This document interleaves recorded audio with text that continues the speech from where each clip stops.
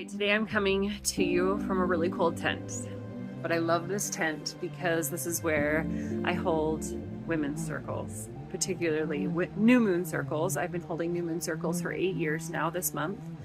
And so today I wanted to talk about why I started women's circles. At first, it started out, at least for the first 7 years, it was moon circles because we're so used to like, oh my gosh, it's a full moon, I'm not going to sleep well, I'm going to have weird dreams. Or I worked in the healthcare industry for a long time in the hospitals, and I worked in an Alzheimer's unit, and we knew on full moon nights, like we were going to have quite the night. Women go into labor more on new moon or on full moons, and the moon affects us so much, as well as retrogrades, as well as super moons or eclipses. So I decided I really want to, instead of hiding on these weeks and these months or the nights, and anticipating them with anxiety, I want to harness that power and actually use it for good, But then I started learning about the moon cycles and about the retrogrades and harnessing the power and the pull of them to really dig deep, to release, to heal, to talk about what's coming up during those times, because it's not a coincidence. It's not a coincidence that during, Mercury retrograde, we're feeling a lot of things come up that, just keep seeming like they're cycling. We keep, coming up of the same things of old hurts, old wounds, old traumas, or sometimes during retrogrades or some really potent moon energies and planet energies, we have a lot of creative energy.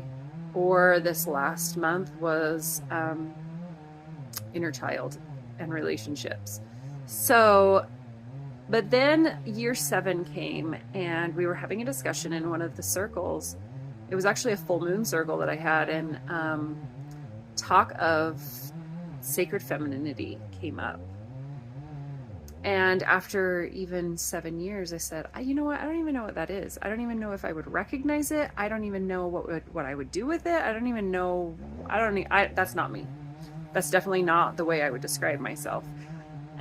Because I have been living in a toxic masculinity for so long.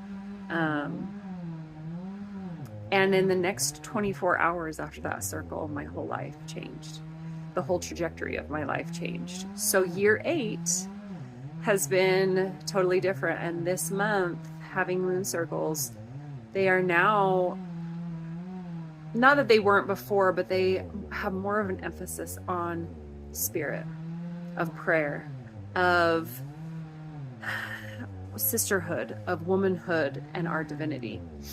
And the power that we have, the sacredness that we have, and the spirit that we have, the energy when we are together. So what exactly are circles? Circles are an intimate gathering where women discuss goals, concerns, stories, celebrations.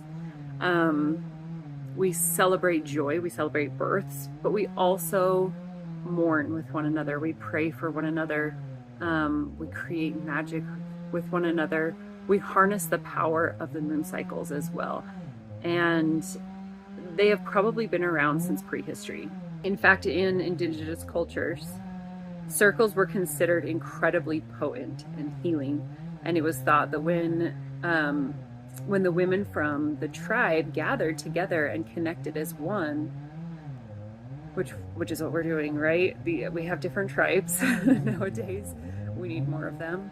But they could connect with each other, and they could connect with the divine and seek answers to any problem. Gathering in a circle of women can be an incredibly transformative, yet vulnerable experience. Women's circles can help us, navigate through the ups and downs of life and help us feel less alone in what we're going through. And not to mention, they can be deeply transformative, deeply spiritual, and deeply defining. In Lakota Wisdom, it says that in a circle, we are all one. There is no one in front of us. There is no one behind us. There was no one above us and no one below us. And it's designed that way. The circle is sacred because it's designed to create unity.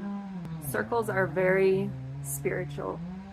They're not religious, but they are held in a lot of religious ceremony as well. Circles are ceremonies. Circles that we've had here in my living room, in the tent, at pilgrimages and retreats around the world, no matter where we were, in temple, in my case, in the rooms of addiction recovery. Circles are created to bring unity to a group of women, a group of men and women, a group of mothers, a group of healers. And I have danced in a group, in a circle. I have sang in a circle. I have definitely cried in a circle.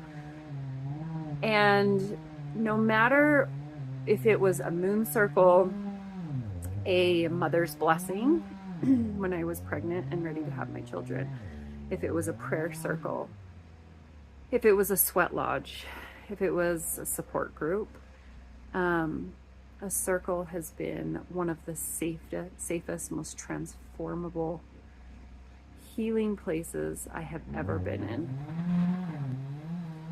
And circles have, without a doubt, changed my life. I invite you, no matter where you are in the world, find a circle. Find a circle in any of those places that I mentioned. If you are in Utah, come once a month to my place and be in circle with me, be in ceremony. If you are anywhere else, then I hope to see you at a pilgrimage one day and circle and ceremony in the most sacred places around the world. Find that connection again, that connection to ourselves, to our soul selves, to divinity, to goddess, to God, to each other. Let's heal the relationships within ourselves and with each other. Really hope to see you in the comments. I would love to have a conversation. Tell me if you have been in a circle before. If you haven't, if you have any questions, please put it in the comments, and please like and subscribe to help support this community and help support this movement. Really hope